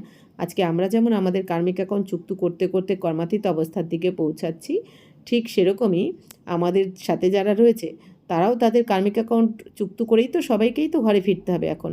তাহলে বাবা বলছেন তো আত্মা তো কখনো মরে না, তাই না? আত্মা তো অজরামর অবিনাশী, এটা ভেবে নিয়েও আমাদের মোহ ত্যাগ করতে হবে, কারণ প্রত্যেকে আমাদের সাথে যারা রয়েছে, প্রত্যেকে আমাদের প্রিয়জন বা আমাদের আত্মীয় পরিজন, তারা কিন্তু সবাই যে যার কার্মিক অ্যাকাউন্ট চুক্ত করতে এসেছে, তাই না? তো নানা রকম রিলেশান, যা কেউ ভাই বোন, স্বামী স্ত্রী বা মা বাবা সন্তান, যার যার সাথে যেরকম রিলেশান, তো তারা সেই রিলেশান অনুযায়ী মানে হিসাব চুক্ত করছে, কর্মের হিসাব কিতাব আগের জন্মে, আগের কোনো না কোনো জন্মে যার যার সাথে যেই হিসাব কিতাব আমাদের সুখ দুঃখের লেনদেন বাকি রয়ে গেছে, সেইটা এই জন্মে এখন আমাদের লাস্ট জন্মে চুক্ত হচ্ছে। যখনই কর্মের লেনদেন চুক্ত হবে, সেই আত্মা কিন্তু এক সেকেন্ডও ওই শরীরে আর থাকতে পারবে না। আমাদের সাথে যারা রয়েছে প্রিয়জন, যখন আমাদের সাথে হিসাব চুক্ত হয়ে যাবে, সেই আত্মা বা আমরাও এক সেকেন্ডও চাইলে, এক সেকেন্ড বেশিও থাকতে পারবে না শরীরে, এক সেকেন্ড কমও থাকতে পারবে না, তাকে কিন্তু বডি ছেড়ে আবার যেখানে হিসাব কিতাব বাকি রয়েছে কর্মের, সেখানে তাকে যেতেই হবে। তাই বাবা বলছেন যে এই মোহ এখন ত্যাগ করো, বিচারসাগর মন্থন করে তোমরা। আর বাবা বলছেন সব কিছু ঈশ্বরীয় সেবাতে লাগাও, তোমরা সফল করে নাও। আর এই দেহ সহিত দেহের সমস্ত সম্বন্ধকে বাবা বলছেন সম্বন্ধ থেকে বুদ্ধিযোগ হাটিয়ে নাও, কারণ খুব শিগগিরই এখন দুনিয়া পরিবর্তন হতে চলেছে। তো बाप की सीमत पर चलो, तुम कहते हो ये धन बाल बच्चे आदि सब ईश्वर ने दिया है, तो अब वह खुद आए हैं, कहते हैं तुम्हारा ये धन दौलत आदि सब खत्म हो जाना है, तो किन की दबी रही धूल में किन की राजा खाए, किन की चोर लूट ले जाए, और सफल हो उनकी जो धनी के नाम लगाए। মানে কি বাবা বলছেন যে, বাবা বলছেন বাচ্চারা তোমরাই তো বলে থাকো এই ধন বাল বাচ্চা ঈশ্বর দিয়েছে আমাদের, এটা আমরা বলে থাকি। তো বাবা বলছেন যে তাহলে এখন তো ঈশ্বর নিজেই এসে গেছেন, আর নিজে এসে তোমাদেরকে কি বলছেন বাচ্চারা, এখন তোমাদের এই ধন দৌলত সব তো সমাপ্ত হয়ে যাবে, এই দুনিয়ার বিনাশে সব বিনাশ হয়ে যাবে। তো বাবা কি বলছেন, কারোটা ধুলোয় চাপা পড়বে, মানে যে ভূমিকম্পতে মাটির তলায় চাপা পড়বে, কারোটা রাজা খাবে মানে এখন রাজা বলতে তো এই সরকারি, অর্থাৎ কি যুদ্ধ লাগলেই সব নিয়ে নেবে না, এই ব্যাংকে যার যেরকম আছে ব্যাংকও বন্ধ হয়ে যাবে, সব সরকার নিয়ে নেবে যুদ্ধ লাগলেই। তাই বাবা বলছেন কারোটা রাজা খাবে, কারোটা আগুন লেগে যাবে, কিন্তু সফল কার হবে, যে বাবার নামে সফল করবে, মানে ঈশ্বরীয় সেবাতে যে সফল করবে তারটাই কিন্তু সফল হয়ে যাবে। আর যেটা সফল হবে সেটাই আমরা পরের জন্ম থেকে কিন্তু পাবো, রিটার্ন পেতে থাকবো। আর যেটা সমাপ্ত হয়ে যাবে তার কোনো রিটার্ন নেই, তাই না? কারণ সেটা আমি সফল করতে পারিনি। তাই বাবা বলছেন যে তো আর্থকোয়েক আদি হোগি, ইয়ে সব খালাস হয়ে যায়গা। বা বলছেন এই এখন যে ভূমিকম্প হবে একটা পুরো দুনিয়া জুড়ে, তো সেখানে সব সমাপ্ত হয়ে যাবে। তো এরোপ্লেন गिरते हैं व आग आदि लगती है, तो पहले पहले अंदर चोर घुसते हैं जब तक पुलिस आए। বাবা বলছেন দেখো বাচ্চারা, এই যে এরোপ্লেন যখন ক্র্যাশ হয়, হ্যাঁ, তার বা যখন আগুন লেগে যায়, তখন আগেই কিন্তু চোর ঢুকে যায়, তাই না? পুলিশ আসার আগে চোর ঢুকে যায়, মানে চোর এসে আগে লুট করে নিয়ে যায়, পরে পুলিশ আসে। তো বাপ সমঝাতে হে বাচ্চে দেহধারীও সে মোহ নিকালনা চাইয়ে। তো বাবা বারবার বোঝাচ্ছেন, বাচ্চারা এই দেহধারীর থেকে তোমরা এই মোহ বার করে নাও। যে এই ব্যক্তি বস্তু পদার্থর থেকে এখন মনন চিন্তন করে বাবা শ্রীমতে চলে মোহ মুক্ত হতে পারবে, সেই কিন্তু লাস্টে হাসবে, তার মুখে হাসি থাকবে। মানে হাসি মানে কি, অন্তত খুশি থাকবে, সে ডিপ্রেশনে যাবে না, সে হতাশ হয়ে পড়বে না, সে চিন্তা করবে না। আর যে নিজে মন থেকে একদম শান্ত থাকবে, সেই তো অন্যদেরকেও সান্ত্বনা দিতে পারবে। কারণ এই দুনিয়াতে এমনিতেই তো হয় না, এই দুনিয়াতে কেউ খুব ঠিকই আছে, কারো মনের স্থিতি ঠিকই আছে, পরিস্থিতি নেই, কিন্তু অন্যের পরিস্থিতি দেখেও তো অনেকে ঘাবড়ে যায় এই দুনিয়াতে। অন্যের পরিস্থিতি দেখে সে ঘাবড়ে যায়, চিন্তিত হয়ে পড়ে, কাঁদতে থাকে। অন্যের কান্না দেখেও এরকম অনেকে আছে না, এখন কাঁদতে থাকে। তার মানে কি, তাহলে কত আত্মা কমজোর। তাই বাবা বলছেন, আর এখন এই পরিস্থিতি তো সবার আসবে, প্রত্যেকের সামনে আসবে এই পরিস্থিতি। তাহলে তখন কী হবে? আর এই যে পরিস্থিতি আসতে চলেছে, বাবা তো ইশারা দিয়েছেন যে এটা কিন্তু অনেক ভয়াবহ পরিস্থিতি আসতে চলেছে, ভয়ঙ্কর দৃশ্য সামনে সবার সামনে এখন আসতে চলেছে। তাই বাবা বলছেন যে বাচ্চারা, এই মোহ বার করে দাও তোমরা, নালে নিজের সামনে যাদের প্রতি আমাদের অনেক মোহ রয়েছে, তারা যখন মৃত্যু যন্ত্রণায় ছটপট করবে না, তখন ওই দৃশ্য দেখা কিন্তু অনেক অনেক মুশকিল হবে। কারণ হতেই পারে এরকম, কার ড্রামাতে কী লেখা রয়েছে আমরা কিছু বুঝতে পারছি না, জানি না। তাই বাবা বলছেন, আগে থেকে যদি আমরা তৈরি থাকি, এবার যদি সামনে পরিস্থিতি খারাপ আসে, খারাপ দৃশ্য আসে, তাহলে তার চিন্তা হবে না, সে বরঞ্চ অন্যদেরকে সাহায্য করতে পারবে। নিজে যদি কেউ সুস্থ থাকে, ভেঙে না পড়ে, তবেই তো সে অন্য কেউ সাহায্য করতে পারবে ওই পরিস্থিতিতে। কারণ মনে রাখতে হবে, আমরা কিন্তু রুহানি সৈন্য, তাই না? যেমন এই দুনিয়ার মিলিটারিরা, ওদের তো উদ্ধার কাজের জন্যই ওদের অত ট্রেনিং করা হয়, তাই না? তেমনি আমাদেরকেও বাবা কি বলছেন, তোমাদের এই এখন সবাইকে শান্তির দুনিয়ায় নিয়ে যেতে হবে, এই বিশ্বকে উদ্ধার করতে হবে, বিশ্বের আত্মাদেরকে এই দুঃখের থেকে উদ্ধার করতে হবে। তা নিজেরাই যদি দুঃখী হয়ে পড়ি, তো অন্যদের আমরা কী করে উদ্ধার করব, তাই না? এই জন্য বাবা আগে থেকে আমাদের ট্রেনিং করছেন। তো মোহজিত বান্না হে, বাবা বলছেন মোহজিত হতে হবে তোমাদের। দেহ অভিমান হে সবসে পহলা নাম্বার দুশ্মন। তাহলে এখন দেহ অভিমান হচ্ছে সব থেকে বড় শত্রু, হচ্ছে আমাদের এই দেহ অভিমান। নিজেকে দেহ দেখা, দেহ দেখা, দেহকে দেখলে কী হয়, দেহ সম্বন্ধকে স্মরণে এসে যায়, আর সেখান থেকেই আমাদের অন্যান্য বিকারগুলোও কিন্তু এসে যায়। তো বাবা বলছেন যে এই দেহাভিমানের জন্যই তোমরা বিকারে ফেসে যাও। তুম আধাকাল দেহাভিমানী রায়, তো 2500 বছর ধরে তোমরা দেহাভিমানী ছিলে, দেহের অহংকার এসেছো, এই জন্য সেই অভ্যাস সহজে যেতে চাইছে না। তো দেহি অভিমানী হনেকেই প্র্যাকটিস নিয়ে। তাহলে এখন বাবা বলছেন দেহি অভিমানী মানে আমি শরীর নই, আমি আত্মা। আর আত্মা আমি কি, অজর অমর অবিনাশী। খুব বেশি হলে কি হবে, এই শরীরটা চলে যাবে। আর কখন যাবে এই শরীর? যখন আমার কর্ম চুক্ত হয়ে যাবে। যে কর্মের লেনদেন আমরা প্রত্যেকে চুক্ত করতে এসেছি, কর্মের লেনদেন চুক্ত হয়ে গেলে কিন্তু আমরা আত্মারা কেউ এই বডিতে থাকতে পারবো না। যেই সেকেন্ডে আমাদের কর্মের লেনদেন চুক্ত হয়ে যাবে সবার সাথে, ওই সেকেন্ডেই আমাদের বডি ছাড়তেই হবে, তাই না? তো এটা আগে থেকে মনকে বুঝিয়ে দিতে হবে। তার মানে কি, আমি আত্মা এই বডিতে কিসের জন্য রয়েছি? কর্মের লেনদেন চুক্ত করার জন্য বা ঈশ্বরীয় সেবা করার জন্য এসেছি। তাহলে তো বাবা বলছেন, তো এইভাবে দেহি অভিমানী হতে হবে তোমাদের। তো দেহ অভিমান আনে সেই বিকারোं में ফাঁসতে হে। তো আপ দেহি অভিমানী হনে কি প্র্যাকটিস করনি। বাবা বলছেন এখন যে অল্প সময় বাকি রয়েছে, এই অল্প সময়ে প্র্যাকটিস করে পাক্কা করতে হবে। বাবা কি বললেন এর আগে মুরলিতে, যে বাচ্চারা 3 মাসের মধ্যে তোমরা করতে পারো, তাই না? 3 মাসের মধ্যে করলে লাস্ট সো ফাস্ট যেতে পারো। কারণ এখন সময় অনেক, এখন কিন্তু অনেক সময় নেই যে আমরা এই প্র্যাকটিস চালাতে পারবো। তো जो भी मनुष्य मात्र है बिल्कुल ही इन बातों को नहीं जानते हैं, ना परमात्मा को जानते हैं। বলছেন এই দুনিয়াতে যে কোনো মানুষই জানে না, এই সমস্ত কথাকে জানে না, পরমাত্মাকেও জানে না। তাহলে কী অবস্থা হতে চলেছে তাদের? তো आत्मा क्या है, परमात्मा क्या है, आत्मा कितने जन्म लेती है, कैसे पार्ट बजाती है हम एक्टर से, ये किसको पता नहीं है, इसीलिए ऑर्फेन निधन के कहा जाता है। বাবা বলছেন যে এই দুনিয়া না আত্মাকে জানে, না পরমাত্মাকে জানে। আত্মা কত জন্ম নেয়, কীভাবে পার্ট প্লে করে, আত্মার মধ্যেই যে 84 জন্মের পার্ট ভরা থাকে, আমরা আত্মারা সবাই যে অ্যাক্টরস, কিন্তু এই সমস্ত জ্ঞান বাবা বলছেন কারোর জানা নেই, এই জন্য ফেসে রয়েছে। বাবা বলছেন এই নাটক করতে করতে নাটকের চরিত্রে ফেসে গেছে সবাই, মানে অরিজিনাল ভেবে নিয়েছে। তাহলে বাবা বলছেন এই জন্য সবাইকে কি বলা হয়, যেহেতু নিজেকে ভুলে গেছে, বাবাকে ভুলে গেছে, ঘরকে ভুলে গেছে, এই জন্য সবাইকে অনাথ বলা হয়, অনাথ হয়ে গেছে। তো वह तो এই জন্য দুঃখী সবাই। তো वह तो ক্যায় দেতে আত্মা জ্যোতি মে লীন হয়ে জাতি। আবার এই দুনিয়াতে সাধু সন্ন্যাসীরা কী বলে দেয়, আত্মা জ্যোতিতে বিলীন হয়ে যায়। পরন্তু আত্মা তো অবিনাশী। বা বলছেন আত্মা তো অবিনাশী, কখনোই আত্মার মৃত্যু হয় না। তাহলে আবার বিলীন মানে কি, মিশে কী করে যাবে?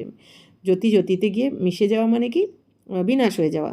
তো আত্মা में ही 84 জন্ম का पाठ নুন্দা हुआ है। ভাবছেন আত্মার মধ্যে 84 জন্মের পাঠ রেকর্ড করা রয়েছে, তাকে আবার আসতে হবে এই দুনিয়াতে ওই একই পাঠ প্লে করতে, তাহলে সে জ্যোতিতে গিয়ে কী করে মিশে যাবে? বাবা বলছে এটা হয় না। তো कहते भी है আত্মা স্টার है फिर भी समझते नहीं। বলছেন এদিকে এবার এটাও বলে আত্মা তো একটা স্টার, জ্যোতির্বিন্দু স্বরূপ, আবার বোঝেও না। বাবা বলছেন মুখে একরকম বলে কিন্তু বুঝতে পারে না। आत्मा सो परमात्मा कह देते, बाप को बिल्कुल जानते नहीं, আত্মাই পরমাত্মা বলে দেয়। তো বাবাকে জানেই না আত্মাই পরমাত্মা হতে পারে কি? আত্মাই যদি পরমাত্মা হয় তাহলে তো এত দুঃখ হতো না, তাই না? তাহলে এত দুঃখ কষ্ট হতো না, রোগ ব্যাধি হতো না। তার মানে পরমাত্মার রোগ ব্যাধিও হয়, পরমাত্মার দুঃখ কষ্ট হয়, তাই না? আবার কাউকে এই যে খুন করছে, তার মানে পরমাত্মা নিজেকে নিজে বাঁচাতে পারে না, তাই না? তাহলে অন্যকে কী করে বাঁচাবে? আত্মাই যদি পরমাত্মা হয়। तो এটা তাই বাবা বলছেন কোনো কিছুই জানে না পরমাত্মার সম্বন্ধে। তো আত্মাকে লিয়ে ভি कहते हैं ভ্রুকুটিকে বীচ में সিতারা চমকতে হয়। বলছেন আত্মার জন্যই বলে ভ্রুকুটিকে বীচ মানে দুই ভ্রুর মাঝখানে এই আজব সিতারা মানে এই নক্ষত্র মতো ঝলমল করে। তো পরমাত্মাকে লিয়ে তো কুছ বাতাতে নেই হ্যাঁ। বাবা বলছেন আত্মার জন্য কী বলে? ভ্রুকুটিকে বীচ में আজব সিতারা চমকতে হয় মানে কি উজ্জ্বল নক্ষত্র ঝলমল করে, কিন্তু পরমাত্মার জন্য তো কিছু বলে না। আত্মা বলে, সেটা পরমাত্মার জন্য বলে না, কিন্তু তারা মনে করে আত্মাই বোধহয় পরমাত্মা। তো বাবা বলছেন উनको परमात्मा कहा जाता है, वह भी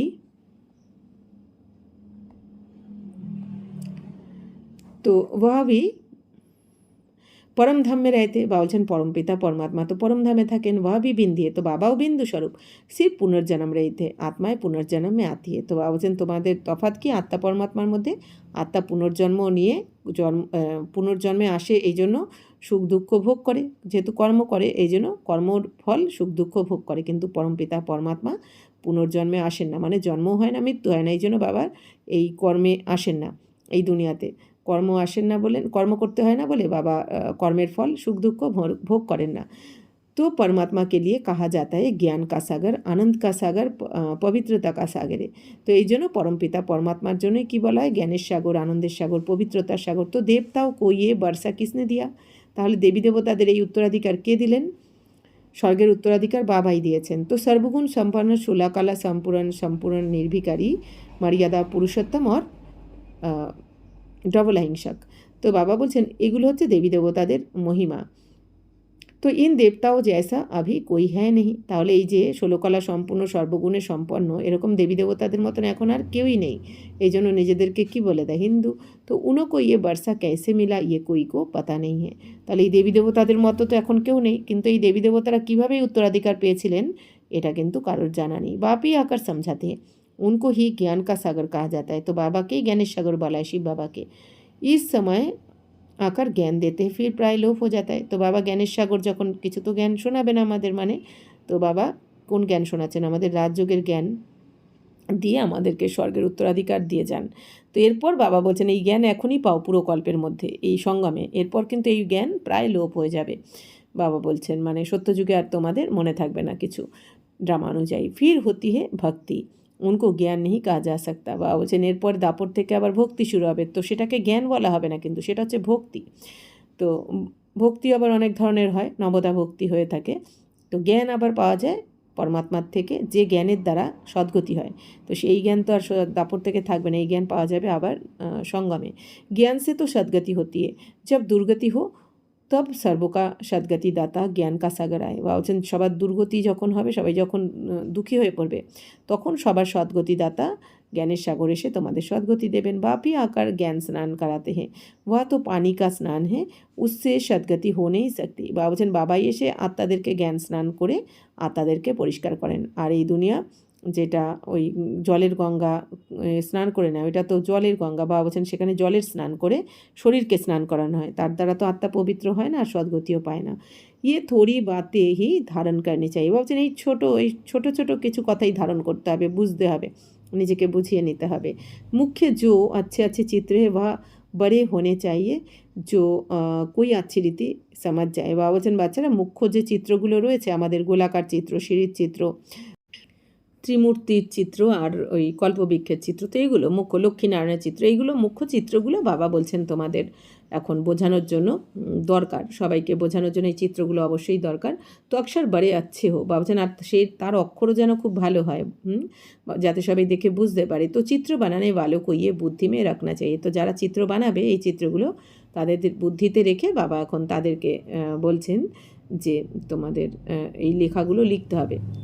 तो किसी को भी बुलाना है, निमंत्रण देकर कि आकर परमपिता परमात्मा का परिचय लो और भविष्य 21 जन्म के लिए बाप से बरसा लो। বাবা বলছেন বাচ্চারা এখন কাউকে নিমন্ত্রণ দিয়ে তোমাদেরকে বলতে হবে যে পরমপিতা পরমাত্মার কাছে পরমপিতা পরমাত্মার পরিচয় নিয়ে যান এসে, আর ভবিষ্যতের 21 জন্মের ভাগ্য বানিয়ে নিন, উত্তরাধিকার নিয়ে নিন বাবার থেকে। তো ভাইও বহিনও পারলৌকিক বাপ সে বেহাদ সুখ কা স্বরাজ্য कैसे मिलता है सुआकर समझो। বাবা বলছেন এটা লিখে দেওয়া উচিত যে ভাই বোনেরা পারলৌকিক বাবার থেকে অসীম জগতের সুখের স্বরাজ্য কীভাবে পাওয়া যায় সেটা এসে বুঝে যান। তো বেহাদকে বাপ সে বর্ষা পানা শিখো। তো অসীম জগতের বাবার থেকে উত্তরাধিকার কিভাবে নিতে হবে এটা শিখে যাও। তো ইসমে ডরনে কি তো কোই বাত নেই হ্যাঁ, বুলাতে রহতে হে পতিত পাবন। বাবা বলছেন এখানে ভয় পাওয়ার কোনো ব্যাপার নেই, কারণ আমাদের করাচ্ছেন কে? শিব বাবা, বাবার কাজ বাবা করিয়ে নিচ্ছেন। বাবা বলছেন তোমরা খালি বাবা যেরকম বলছেন ডিরেকশন দিচ্ছেন করো, বাকি ভয় পাওয়ার কোনো ব্যাপার নেই, কারণ সবাই তো ডাকছে না পতিত পাবন এসো। বাপ ভি कहते কাম মহাশত্রু है, পাবন দুনিয়া মে জানা হে তো পবিত্র জরুর বান্না है। বাবা বলছেন এখন বাচ্চারা কাম মহাশত্রু, পবিত্র দুনিয়ায় যেতে গেলে তাহলে তো পবিত্র অবশ্যই হতে হবে। আর এখন যে পরিস্থিতি আসতে চলেছে, বাবা বলছেন কি পবিত্রতার ক্রান্তি লেগে যাবে পুরো দুনিয়াতে। তো এখন যেমন অপবিত্র রয়েছে তেমনি উল্টোটা হয়ে যাবে। তো পতিত উনকো কাহা যাতা है जो বিকার সে জন্ম লেতে।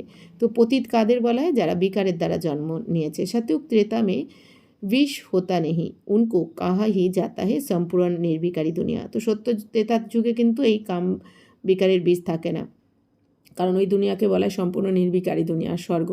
তো বিকার হ্যাঁ হি নেই, বলছেন কোনো বিকারই ওখানে থাকবে না। তো ফির ইয়ে তুম क्यों पूछते हो बच्चे कैसे पैदा होते हैं, तुम निर्विकारी तो बनो। বাবা বলছেন তাহলে তোমরা কেন এরম জিজ্ঞেস করো যে কীভাবে তাহলে বাচ্চার জন্ম হবে। বাবা বলছেন আরে তুমি নির্বিকারী তো হও আগে, তো বাচ্চা জैसे होना होगा वैसे होगा।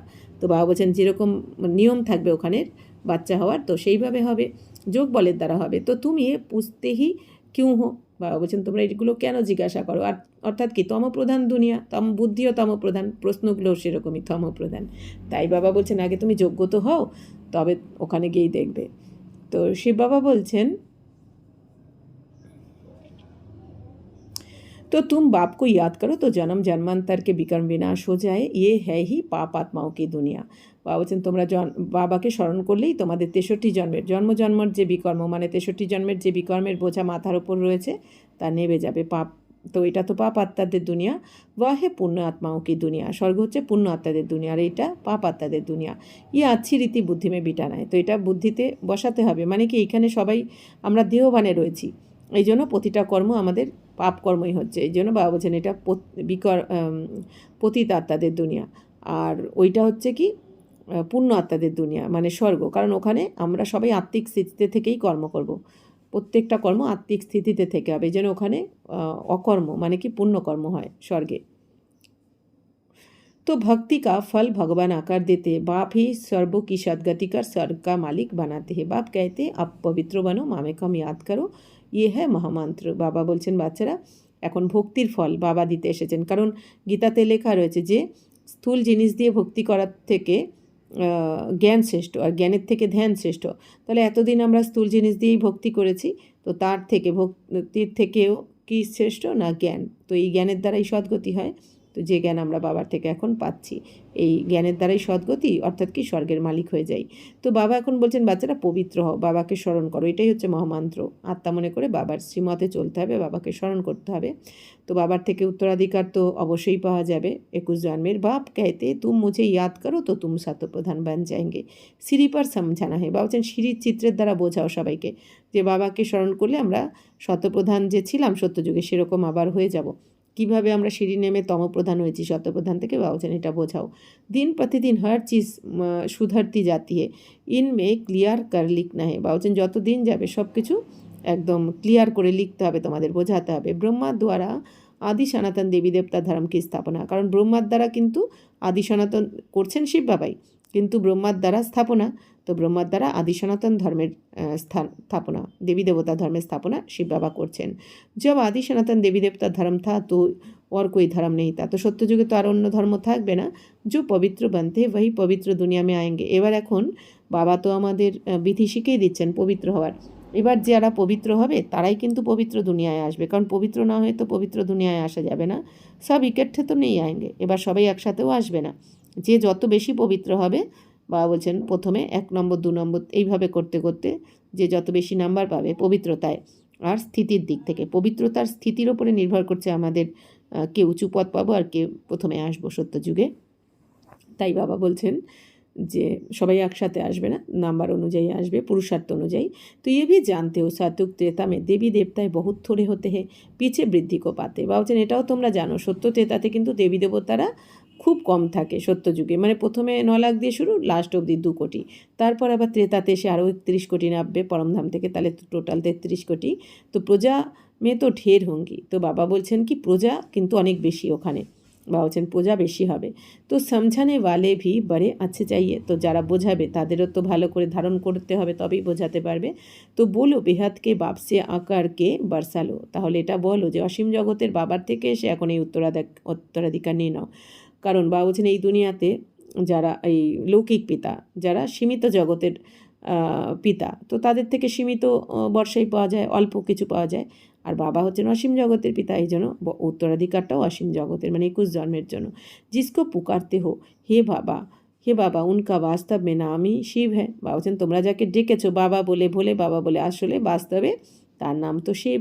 তো ईश्वर बाप प्रभु भगवान कहने से ये नहीं समझते कि वह बाप है, उनसे वर्षा मिलना है। বাবা বলছেন বাচ্চারা ভগবান বলে কি হয়, অনেক দূর মনে হয় না, তাই বাবা বলছেন বাচ্চারা তোমরা আমাকে বাবা বলবে। তো বাবা বলছেন ঈশ্বর প্রভু ভগবান বললে কি কিন্তু বোঝা যায় না যে উনি আমাদের বাবা। হ্যাঁ, বাবার থেকেই তো উত্তরাধিকার পাওয়া যায়, তাই না? তাই বাবা বলছেন যে শিব বাবা কেহনে সে বর্ষা ইয়াদ আতা। বাবা বলছেন ভগবান বললে কিন্তু উত্তরাধিকারকে স্মরণ আসে না সহজে, কিন্তু বাবা বললে কি হয়, উত্তরাধিকারকেও স্মরণ এসে যায়। কারণ সবাই জানে কি বাবার যা কিছু আছে সে তো বাচ্চারই হয়, তাই না? এই দুনিয়াতে লৌকিক পিতার যখন সন্তান জন্মায়, সন্তানরা কিন্তু বাবা মা লিখে দিক বা না দিক সন্তানের নামে, সন্তানের কিন্তু একবারও মনেও আসে না যে কি জানি আমার বাবার সম্পত্তিটা আমি পাবো কি না, ভাবে না। কেন? বাচ্চার এটা নিশ্চয় রয়েছে, অটোমেটিক সে জানে যে বাবার যা কিছু আমারই, এটা বাবার জিনিস তো আমারই, ঠিক সেরকমই। তো বাবাও কি বলছেন, ভগবান বা ঈশ্বর বললে কিন্তু বাবার সম্পত্তির উত্তরাধিকারটা স্মরণে আসে না, কিন্তু বাবা বললে অটোমেটিক যে বাবা মানে কি, বাবার যা, বাবার যেহেতু রচয়িতা, তো বাবার সম্পত্তির উত্তরাধিকার তো আমরাই পাবো, এটা অটোমেটিক স্মরণে এসে যায়। তাই বাবা বলছেন तो उनको कहते शिव परमात्माय नमो, परमात्मा का नाम तो बताओ। तो बाबा বলছেন শিব পরমাত্মায় নমো বলে থাকে, তাহলে পরমাত্মার নাম কি? শিব। নাম रूप से न्यारा कोई नहीं है, उनका तो শিব নাম है। বাবা বলছেন নাম রূপ থেকে আলাদা কেউ কিছু এরকম কোনো জিনিসই হয় না। নাম বলছে, বাবা বলছেন তোমরা ভগবান যখন বলছো, ঈশ্বর যখন বলছো, তবে কিছু তো নাম রূপ থাকবে, কিন্তু কী সেই নাম রূপ এই দুনিয়া জানে না। তাই বাবা বলছেন তো বাবার নাম কি? শিব, মানে কল্যাণকারী বা কল্যাণময়। তো শিব শিবায় নমো ভি নেহি कहना है, শিব পরমাত্মায় নমো। তো বাবা বলছেন শুধু শিবায় নমো বলাটাও ঠিক নয়, শিব পরমাত্মায় নমো, যেরকম এই দুনিয়াতে ব্রাহ্মণরা বলে থাকে। হর এক অক্ষর কো বহুত अच्छी रीति ক্লিয়ার কার সমঝানা হতা है। বলছেন প্রত্যেকটা অক্ষরকে বাবা বলছেন ভালো করে ক্লিয়ার করে বোঝাতে হবে, তাই না? কেউ না কেউ থাকে না ক্রস কোশ্চেন করে দেয়, তখন তাকে প্রত্যেকটা অক্ষর বোঝালে তার কিন্তু আর মনের কোনো সংশয় থাকবে না। তাই বাবা বলছেন শিবায় নমো নয়, শিব পরমাত্মায় নমো, মানে কি আত্মার পিতা পরমাত্মা। পরমাত্মা মানে কি শ্রেষ্ঠ, যার উপরে আর কেউ নেই, তাই না? যেহেতু পরমপিতা পরমাত্মাই আমাদের শ্রেষ্ঠর থেকে শ্রেষ্ঠ বানান, এই জন্য উনি পরমাত্মা। तो हर एक अक्षर को बहुत अच्छी रीति क्लियर कर समझाना है। तो शिवाय नमो कहने से भी बाप का मज़ा नहीं आता। बाबा বলছেন শিবায় নমো বললেও কিন্তু বাবা শব্দটার আনন্দ পাওয়া যায় না। তো মনুষ্য ने तो सब नाम अपने ऊपर रख दिए हैं, तुम जानते हो मनुष्य को कभी भगवान नहीं कहा जाता। বাবা বলছেন এই দুনিয়াতে তো সবাই নিজের নামই, কেউ হয় না এই দুনিয়াতে কারো নাম ভগবান, কারো নাম শিব, হ্যাঁ, কারো নাম এই দেবী দেবতাদের নাম দিয়ে রেখে দিয়েছে। কিন্তু বাবা বলছেন তোমরা তো জানো মানুষ কখনো ভগবান হতে পারে না, নাম নাম হয়ে গেলেই, নাম রেখে দিলেই কি ভগবান হয় নাকি? তো ব্রহ্মা বিষ্ণু শঙ্কর को भी देवता कहा जाता है। বলছেন ব্রহ্মা বিষ্ণু শঙ্করকেও কি বলা হয়? দেবতা, ভগবান নয়। তো বাপ রচয়িতা তো একই নিরাকারে, কিন্তু বাবা হচ্ছেন এদেরও রচয়িতা, ব্রহ্মা বিষ্ণু শঙ্করেরও রচয়িতা কে? শিব বাবা। তো তিনি হচ্ছেন নিরাকার শিব বাবা। जैसे लौकिक बाप बच्चों को रसते हैं ना बरसा देते हैं, वैसे बेहद का बाप भी बरसा देते हैं। বাবা বলছেন যে বাচ্চারা যেরকম লৌকিক বাবা যেমন বাচ্চাদের রচনা করেন, করে উত্তরাধিকার দেন, তার সম্পত্তির মালিক বানান, তেমনি অসীম জগতের বাবাও তো আমাদের এখন জন্ম দিয়েছেন, ব্রাহ্মণ জন্ম দিয়েছেন, নতুন জন্ম দিয়েছেন, তাহলে তার উত্তরাধিকার তো দেবেনই বাবা, তাই না? তো ভারতকে বিশ্বকা মালিক বানাতে, তো ভারতকেই বাবা ভারতকে বিশ্বের মালিক বানিয়ে দেন। তো সারি দুনিয়া কা পতিত পাবন একই বাপ হে। এখন সমগ্র দুনিয়ার পতিত পাবন বাবা একমাত্র শিব বাবাই। তো ইয়ে থোড়ি কোই জানতে হে हमारे ধর্মস্থাপক भी इस समय पतित है कब्र दाखिल है। বা বলছেন আমাদের এই যে ধর্মস্থাপক যারা এসেছেন দাপর থেকে, তারাও কিন্তু এই সময় পতিত হয়ে গেছে, তো তারাও কবর দাখিল মানে কি আসলে এই যে দেহভানে রয়েছে, মানে কি শরীর যদি একটা শরীরকে কবর মনে করা হচ্ছে, বলে না এই পাঁচ তত্ত্বের শরীর, হ্যাঁ মিট্টি কা শরীর মিট্টি মে মিল জানা হয়, এরকম বলে। তার মানে কি এই মাটির শরীর অর্থাৎ কি আত্মা এই শরীরের মধ্যে যে রয়েছে, আত্মার জ্ঞানই নেই, তার মানে কি কবর দাখিল রয়েছে শরীরের মধ্যে, কিন্তু জানা নেই। তো আভি সবকি কায়ামত কা সময়, এখন সবার কেয়ামতের সময়, যেন বলে না ওরাও যে মুসলিমরাও বলে থাকে যে কেয়ামতের সময় আল্লাহ এসে জান্নাতে নিয়ে যাবেন, তাই না? এই কবর দাখিল থেকে বার করে নিয়ে যাবেন। তো কবর দাখিল মানে কোন কবর থেকে?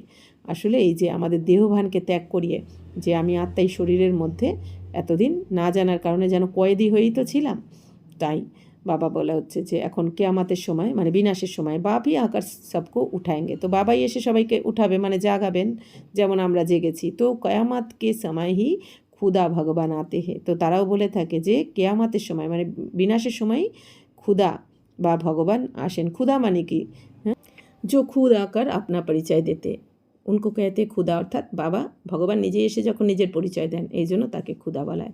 वही ज्ञान का सागर है, लिखा हुआ है सागर के बच्चे भस्मीभूत हो गए थे, अर्थात कामचिता पर बैठ काले आयरन एजेड बन गए थे, फिर सुंदर कैसे बनेंगे? बाप कहते याद की यात्रा से, योग अक्षर कहने से मनुष्य मूंझ जाते, बाप कहते मुझे याद करो तो अंतमति सौगति हो। এখন বাবা বলছেন যে তো এটা লেখাও রয়েছে শাস্ত্রে, কোনো কোনো শাস্ত্রে, যে সাগরের বাচ্চারা ভস্মীভূত হয়ে গেছিল, কেন না কামচিতাতে বসে কালো হয়ে গেছে। এবার কোন সাগরের বাচ্চা তারা কিন্তু এটা জানে না, আর সাগর মানে জ্ঞান সাগরের বাচ্চা, মানে আমরা আত্মারূপী বাচ্চারা। শাস্ত্রে লেখা রয়েছে এই কথা, যে সাগরের বাচ্চারা কামচিতাতে বসে ভস্মীভূত হয়ে গেছে, কিন্তু এইটা তাদের জানা নেই যে এটা জ্ঞানের সাগর শিব পরমাত্মার কথা বলা হয়েছে। তাই বাবা বোঝাচ্ছেন যে দেখো বাচ্চারা, শাস্ত্রে বলেন না বাবা যে শাস্ত্রের সার এসে বোঝান, হ্যাঁ শাস্ত্রের যেইটুকানি সত্য, তো সেইটুকানি সার মর্মটা বাবা কী বোঝাচ্ছেন যে জ্ঞানের সাগর শিব বাবার আমরা আত্মারূপী বাচ্চারা কামচিতাতে বসে কালো হয়ে গেছি, তো তাদেরকে এসে বাবা এখন জ্ঞান চিতাতে বসে বাবা বলছেন পবিত্র বানাচ্ছেন। তো আমরা তো আয়রন এজেড হয়ে গেছিলাম, মানে লোহার মতন কালো হয়ে গেছিলাম, এখন সুন্দর মানে পবিত্র কি করে হব? বাবা বলছেন যে বাবাকে স্মরণ করো, স্মরণের যাত্রাতে থেকেই তোমরা মানে বাবার শ্রীমতে চলো, তবেই তোমরা পবিত্র হয়ে যাবে। তো যোগ শব্দটা শুনে বাবা বলছেন, যোগ শব্দটা শুনে মানুষ কি হয়, বিভ্রান্ত হয়ে পড়ে। বাবা বলছেন বাচ্চারা এখন আমাকে স্মরণ করো তোমরা, হ্যাঁ বাবা বলছেন যোগ শব্দটা কঠিন লাগে, কিন্তু তাহলে তোমরা স্মরণ মানে কি বাবার শ্রীমতে চলো। যেমন এই দুনিয়াতে আমরা মা বাবাকে বা কেউ স্বামী সন্তানকে স্মরণ করতে থাকে না মনে মনে, তেমনি দিন রাত কিন্তু কাজ করতে করতেও তাদেরই স্মরণ থাকে, সেরকমই বাবাকে স্মরণ করতে হবে। এখন দেহধারীদেরকে স্মরণ না করে বাবাকে, বাবা কি বলেছে, বাবার সাথে মনে মনে কথা বলি, বাবা আজকে আমাকে কি পড়িয়েছে, এই যে রোজ এই যে বাবা যে মুরলি শোনাচ্ছেন মানে কি এটা হচ্ছে লাভ লেটার, তো বাবা আমাকে কি লাভ লেটার দিয়েছে, কি লিখেছে আজকে, কি বানাচ্ছে, কত কিছু বাবা বলছে। তো কত খুশি থাকবে না এইগুলো যদি আমরা যা শুনছি এগুলো যদি ভাবি দিন রাত, অটোমেটিক আত্মা পবিত্র হয়ে যাবে। তাই বাবা বলছেন তো তোমরা বাবাকে স্মরণ করো তাহলেই অন্তমতি সৌগতি হয়ে যাবে। কিতনা সহজ সমঝাতে ফির ভি ইয়ে বাতে বুদ্ধি মে কিউ নেই बैठती है। বাবা বলছেন কত সোজা করে বাবা বুঝিয়ে দিচ্ছেন, তবুও কেন বুদ্ধিতে বসে না এই কথা। তো দেহ অভিমান বহুত হয় ইসলিয়ে ধারণা নেই হতি। বাবা বলছেন এই দেহ অভিমানে রয়েছে তোমাদের, এই জন্য ধারণা হয় না। বাবা বলছেন যত আত্মঅভিমানী হবে, মনন চিন্তন করবে, বাবার সাথে রুরিয়ান করবে, তত ধারণা হবে। বাবা बड़ी अच्छी युक्ति बताते हैं, बेहद के बाप ने जिसको याद करते हैं उसने क्या आकर किया। বাবা বলছেন অসীম জগতের বাবা যাকে তোমরা স্মরণ করেছো 2500 বছর ধরে, তিনি এসে কি করবেন, কিছু তো করবেন তিনি। বাবার কর্তব্য কি, তো ভারতকে স্বর্গ বানায়া থা, তো বাবার কর্তব্য কি, বাবা এসে ত্রিমূর্তি প্রথমে এই ব্রহ্মা বিষ্ণু শঙ্করকে রচনা করেন, তারপর এই ভারতকে স্বর্গে পরিণত করেন। তো হাত কা বর্ষা তো জন্ম জন্মান্তর লেতে আয় হো, আপ বেহাত কে বর্ষে সে 21 জন্ম কে লিয়ে বেহাত কা বর্ষা লো। বাবা বলছেন বাচ্চারা তোমরা সীমিত জগতের বর্ষা তো উত্তরাধিকার তো স্বর্গ থেকে নিয়ে এসেছো, সত্যযুগ থেকে কলিযুগ অবধি এখন জন্ম জন্ম নিয়ে এসেছো। এখন বাবা বলছেন যে অসীম জগতের বাবার থেকে এখন 21 জন্মের জন্য এই অসীম জগতের বর্ষা নিয়ে নাও, তোমরা উত্তরাধিকার নিয়ে নাও। তো সত্যযুগ ত্রেতা মে দেবতায় রাজ্য করতে थे। সত্য ত্রেতাতে বাবা বলছেন দেবী দেবতারা তো রাজত্ব করেছিলেন। सूर्यवंशी फिर चंद्रवंशी शो वैश्यवंशी फिर शूद्रवंशी शो अक्षर डालने से सिद्ध होता है कि वही पुनर्जन्म लेते वर्णों में आते हैं। বাবা বলছেন বাচ্চারা এই সত্য তেতাতে দেবী দেবতারাই রাজত্ব করেছিলেন। তো প্রথমে সত্যযুগে সূর্যবংশী, তারপর চন্দ্রবংশী তেতাতে, আর দাপরে বৈশ্যবংশী, আর শূদ্রবংশী মানে কলিযুগে। তাহলে বাবা বলছেন যে জো অক্ষর ডালনে সে, বাবা বলছেন এই অক্ষরগুলো দিলেই বোঝা যাবে যে যে তারা পুনর্জন্ম নিতে নিতে এই বর্ণে এসেছেন, মানে এই 4টে বর্ণ। তো বাপ না শূদ্রবংশীর পর আবার ব্রাহ্মণ বর্ণে আমরা চলে আসি, তাই না, এই 5টা বর্ণ। তো বাপ সমঝাতে তো সব কোহে তুম সন্মুখ बैठे हो তো খুশ হতে হো। তো বাবা এখন বোঝাচ্ছেন বাচ্চারা তোমরা তো সবাই সামনে রয়েছে, তো বাবা তোমাদেরকে বোঝাচ্ছেন তো তোমরা খুশি হয়ে যাও কত। কই কই কি তকদির মে নেই হ্যাঁ তো সার্ভিস করতে নেই হ্যাঁ। বলছেন যাদের ভাগ্যে নেই তারা কিন্তু কোনো সার্ভিসও করে না, সেবা করে না। তো সার্ভিস করেঙ্গে তো নাম হোগা, বাবা বলছেন যত সেবা করবে তত নাম হয়ে যাবে তোমাদের, কহেঙ্গে নাম প্রসিদ্ধ হয়ে যাবে। কহেঙ্গে বাবা কি বাচ্চিয়া কিতনি হুঁশিয়ারে সব কাম করতি। বাবা বলছেন কী বলবেন সবাই যে বাবার বাচ্চারা কত হুঁশিয়ার, হ্যাঁ তারা কত সেবা করে। তো হামকো स्वर्ग की बादशाही का वर्षा देती है, ये बख्खर মানে মাল ভি দেতি হে। বাবা বলছেন আমাদেরকে স্বর্গের বাদশাহীর উত্তরাধিকার দিচ্ছে।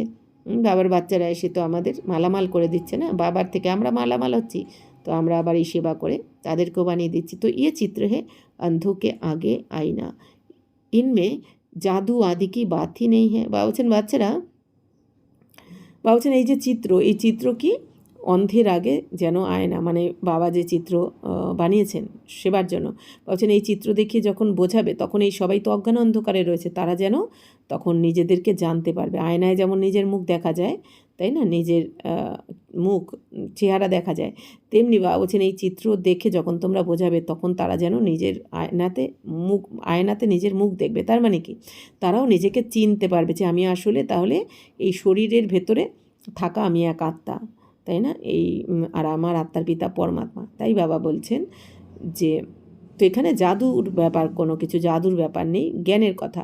পবিত্রতা কিহি মুখ্য বাত হে। বাবা বলছেন পবিত্রতাই হচ্ছে মুখ্য ব্যাপার, এখানে সব কিছু পবিত্রতার উপর নির্ভর করছে। সমঝতে হে ইয়ে অন্তিম জন্মে স্বর্গ মে চলনা হে তো পবিত্র জরুর বাননা হে। তো বাবা বলছেন কি তো এটা তোমাদের অন্তিম জন্ম, পবিত্র, তোমরা যদি স্বর্গে যেতে চাও তো পবিত্র তো অবশ্যই হতে হবে। বিনাশ সামনে খাড়া হে পাবন জরুর বাননা পারে, তো বিনাশ সামনে দাঁড়িয়ে রয়েছে, তো বিনাশের আগে পবিত্র তো অবশ্যই হতে হবে। তো বাবা কি বলেন ভালোই ভালো না হলে তখন সাজা পেয়ে হবে তোমরা। তো সন্ন্যাসী घर बार छोड़ते पावन बनने के लिए, बाप कहते বিনাশ সামনে खड़ा है मुझे याद करो तो बेड़ा पार हो जाए। বাবা কি বলছেন বাচ্চারা সন্ন্যাসীরা পবিত্র থাকার জন্য ঘরবার ছেড়ে দেয়, বউ বাচ্চা ছেড়ে তারা জঙ্গলে চলে যায়। আর বাবা বলছেন তোমাদের কিচ্ছু ছাড়তে হবে না, তোমরা সবার সাথে থাকো, কিন্তু মন বুদ্ধির দ্বারা বাবাকে স্মরণ করো, তোমাদের বিকর্ম তবে বিনাশ হয়ে যাবে, আর তোমাদের তরি পার হয়ে যাবে, জীবনরূপী তরি মানে কি নরক থেকে স্বর্গে চলে যাবে। কত সোজা উপায় বলে দিয়েছেন বাবা, কিছুই ছাড়তে হবে না, অথচ পবিত্র স্বর্গে চলে যাবে। আচ্ছা मीठे मीठे सिकिला दे बच्चों प्रति मात पिता बाप दादा का याद प्यार और गुड मॉर्निंग।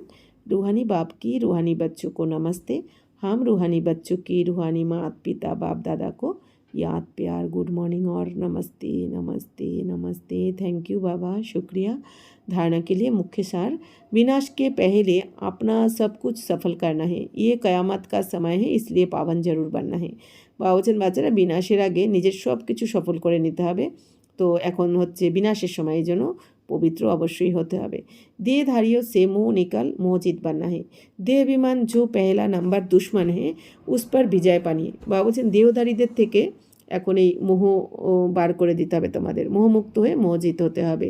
কারোর প্রতি কোনো মোহ নেই, মোহ থাকলেই দুঃখী হবে তোমরা, কারো কিছু হলেই দুঃখী হয়ে পড়বে, যা কিছু হয়ে যাক না কেন। বাবা বলছেন অন্যের দুঃখেতেও দুঃখী হয়ে পড়বে যদি তুমি দেহভানে থাকো বা মোহজিত না হও। আর বাবা বলছেন মোহজিত যদি হয়ে যাও তো মোহজিত হওয়ার জন্য কী করতে হবে, আত্মার জ্ঞান পাক্কা করতে হবে। আমিও আত্মা যেমন পাঠধারী, প্রত্যেক আত্মারাই পাঠধারী, কেউ কিছু কেউ শরীর ছাড়ছে, তো সেটা তার পার্ট। শরীর ছাড়ছে মানে আত্মা তো আর মারা যাচ্ছে না, ওই শরীরের সাথে তার কার্মিক অ্যাকাউন্ট যুক্ত। এবার পরের ড্রেস পরবে, অন্য ড্রেস পরে সে অ্যাক্টিং করবে। তো সেরকমই বাবা বলছেন যে তো মোহজিত হতে হবে তোমাদের।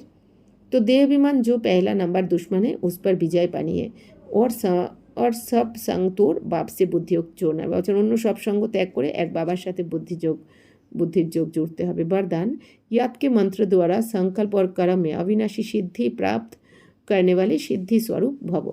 आप बच्चे ऑलमाइटी गवर्नमेंट के मैसेंजर हो, इसलिए कोई से भी डिस्कस करने से अपना माइंड डिस्टर्ब नहीं करना, ইয়াদ কা মন্ত্র ইউজ করনা। বলছেন বাচ্চারা তোমরা সবাই কিন্তু অলমাইটি মানে সর্বশক্তিমানের সন্তান, মানে মেসেঞ্জার তোমরা, অর্থাৎ আমরা এখন বাবার তরফ থেকে মেসেঞ্জার হয়ে এসেছি। এই জন্য বাবা বলছেন তোমরা সবাইকে মেসেজ দিতে এসেছো, এই জন্য কারোর সাথে কোনো ব্যাপারে ডিসকাস করতে গিয়ে নিজের মাইন্ড ডিস্টার্ব করে ফেলো না, তাই না? বাবা বলছেন যে ইয়াদ কা মন্ত্র ইউজ করনা, তোমরা স্মরণের মন্ত্রকে ইউজ করবে। কারো কোনো পরিস্থিতি, কারো কোনো কথা শুনে তুমি ডিস্টার্ব হও না। বাবা বলছেন আত্মা মনে করে বাবাকে স্মরণ করতে থাকো তখন। তো जैसे कोई वाणी से या अन्य किसी तरीके से वश नहीं होते हैं तो मंत्र जंत्र करते हैं। आपके पास आत्मिक दृष्टि का नेत्र और मनमनाभाव का मंत्र है, जिससे अपने संकल्पों को सिद्ध कर सिद्धि स्वरूप बन सकते हो। বাবা বলছেন এই দুনিয়াতে যেমন কেউ কী করে, তাদের বাণীর দ্বারা বা অন্য কোনো পদ্ধতির দ্বারা যখন কাউকে বশ করতে পারে না, তখন তারা ওই মন্ত্রযন্ত্র করে, মানে তন্ত্রমন্ত্র করে না, তেমনি বাবা বলছেন যে তোমাদের কাছে কোন মন্ত্র রয়েছে? তোমাদের তো আত্মিক দৃষ্টির দ্বারা তোমাদের এই মনমনাভাবের মন্ত্র রয়েছে। এই মন্ত্রের দ্বারা মানে আত্মা মনে করে, তুমি যদি আত্মিক দৃষ্টিতে দেখো কাউকে, সোল টু সোল, নিজেকে আত্মা মনে করে, সামনের জনকে আত্মা মনে করে, বাবাকে স্মরণ করে যোগযুক্ত হয়ে, বাবা বলছেন ওই আত্মাকে যদি তুমি সংকল্পের দ্বারা তুমি যেরকম চাও সফল করে দিতে পারো। মানে কি, এই শান্তস্বরূপ আত্মা, কেউ অশান্ত আত্মাকে তুমি শান্ত করতে পারো, দুঃখী আত্মাকে সুখী করতে পারো। তাই বাবা বলছেন অসন্তুষ্ট আত্মাকে সন্তুষ্ট করে দিতে পারো। কোন মন্ত্রের দ্বারা? মনমনাভাব মন্ত্র, মানে আমি কে আর আমার বাবা, আমি কার, তাই না? আমি ফরিস্তা, আমি দেবস্বরূপ আত্মা, আমি ব্রাহ্মণ, শ্রেষ্ঠ ব্রাহ্মণ আত্মা, তাই না? পরমাত্মার সন্তান আমি সর্বশক্তিমানের সন্তান, মাস্টার সর্বশক্তিমান আত্মা। এইরকম বা বলছেন এই মনমনাভাব মন্ত্রকে ইউজ করে তুমি কিন্তু তোমার সংকল্পকে সিদ্ধ করে, মানে কি সফল করতে পারো তুমি। তো স্লোগান অ্যাকশন কনসাসকে বাজায় সোল কনসাস বানো। বাবা বলছেন বাচ্চারা কর্ম কনসাস হয়েও না। কর্ম করতে করতে আমরা হয় না কর্মের কথাই ভাবতে থাকি, যেই কাজটা করছি সেই কাজের কথাই ভাবি, কিন্তু কাজের মধ্যে ফেসে যাই, এরপরে এটা করবো, এরপর ওইটা করবো, এইটা এইভাবে করবো, তাই না? তখন বাবার কথা ভুলে যাই। তাই বাবা বলছেন যে কর্ম কনসাস না হয়ে সোল কনসাস হও, মানে কি আমি আত্মা এই শরীরের দ্বারা এই কর্মটা করছি, আমি আত্মা করাবনহার, এই কর্মেন্দ্রিয়ের দ্বারা আমি কর্ম করাচ্ছি। তাহলে আমি আত্মা মালিক আর এই কর্মেন্দ্রিয় হচ্ছে কি আমার কর্মচারী, তাই না? যেমন এই দুনিয়াতে কোনো মালিক যখন কর্মচারীদের দিয়ে কাজ করায়, যেরকম কেউ যদি কাউকে মাটি কাটার কাজ করায় কর্মচারীদের দিয়ে, তখন সেই কর্মচারীটার কিন্তু কষ্ট হয়। মালিকের কষ্ট হয় কি? হয় না। মালিক কিন্তু ভাবেও না আমি করছি, মালিক কীভাবে আমি করাচ্ছি কর্মচারী দিয়ে। ঠিক সেরকমই বাবা বলছেন তুমি আত্মা মালিক হয়ে করাও, আর এই শরীরটা হচ্ছে কি তোমার কর্মেন্দ্রিয় হচ্ছে কর্মচারী। তো এইভাবে সোল কনসাস হয়ে করো যে আমি आत्मा मालिक। अव्यक्ति शरीर सदा अचल अडोल एक रस स्थिति का अनुभव करो। एक रस का अर्थ ये नहीं कि पुरुषार्थ की रफ्तार सदा एक जैसी हो, तो एक रस अर्थात सदा उड़ती कला की महसूसता रहे। বা বলছেন একরস স্থিতির অর্থ এটা নয় যে সবসময় পুরুষার্থের গতি সবসময় একই রকম থাকবে, একই গতিতে দিনরাত পুরুষার্থ করে যাচ্ছে, এটা একরস স্থিতি নয়। একরস মানে কি? বা বলছেন সবসময় উড়তি কলার অনুভব করা। উড়তি কলা মানে কি? হালকা একদম, কোনো আমার প্রেশার নেই, কোনো চিন্তা নেই, আমি একদম নিশ্চিন্ত বাদশা, কারণ করানেওয়ালা তো বাবা, তাই না? আমি নিমিত্ত হয়ে করছি। তো সর্বসম্বন্ধ কি অবিনাশী তার এক সে জুড়ি হুই হো। তাহলে বাবা বলছেন একরস মানে কি? তোমার সর্বসম্বন্ধের তার কিন্তু এক অবিনাশী তার তোমার এক বাবার সাথে যেন জুড়ে থাকে। বাবাই আমার সর্বসম্বন্ধ, বাবাই আমার মা, বাবা, বন্ধু, সখা, বাবা, টিচার, সদ্গুরু, সব কিছু। এক বাপ দুসরা না কই, ইয়ে দৃঢ় সংকল্প হো, এক ভি সম্বন্ধ কম না হো। বাবা বলছেন বাবা এক, বাবা দ্বিতীয় কেউ না, এটা কিন্তু যেন দৃঢ় সংকল্প থাকে, আর একটা সম্বন্ধ যেন কম না হয়, তাই না? বাবা, টিচার, সদ্গুরুকে আমার শিব বাবা, আর বাবাই আমার বন্ধু, সখা, সব কিছু। তো বাবাই আমার প্রিয়তম। তো संबंधों की डोर एक से बंधी हुई हो तब एकরা স্থিতি সত रहेगी। বাবা বলছেন সর্বসম্বন্ধ যেন বাবার সাথেই বানাতে হবে তোমাকে, বাবার সাথেই সর্বসম্বন্ধ করে সেই সুখটা নিতে হবে বাবার থেকে। তো বাবা বলছেন এটাও কলা, এই কলাটাও জানতে হয়। বাবা বলছেন কি মানে কি তুমি ইউজ করো বাবাকে, সর্বসম্বন্ধে ইউজ করে তো দেখো। তো বাবা বলছেন এটাই হচ্ছে একরস স্থিতি, তাহলে অটোমেটিক হয়ে যায়। বাবা বলছেন এই একরস স্থিতি যদি সর্বসম্বন্ধ বাবার সাথে তুমি বানিয়ে নাও। আচ্ছা, ওম শান্তি।